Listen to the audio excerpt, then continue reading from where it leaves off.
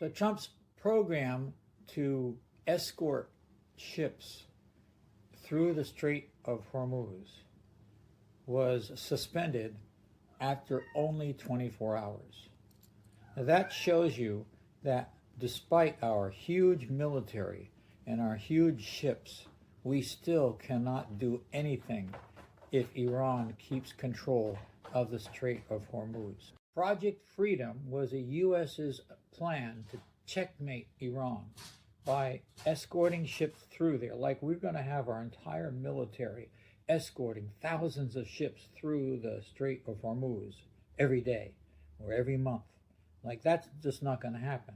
So after 24 hours, when Iran shot at both American ships and the ships that were being escorted by Project Freedom, then they realized this isn't going to work, and Project Freedom has been suspended.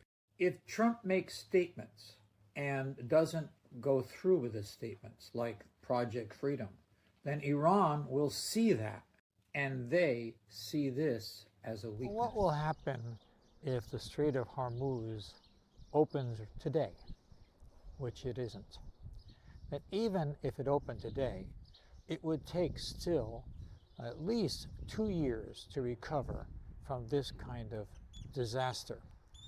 And you can't just recover, because the United States has had all of their bases in the area bombed, and servicemen that were killed were not killed in action.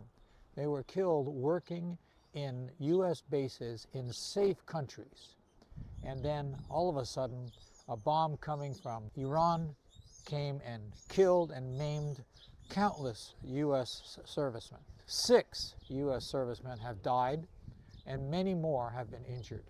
And we don't hear a lot about the injured people, but there are a lot of injured soldiers, which were serving in places where they're just not supposed to see any kind of action like that.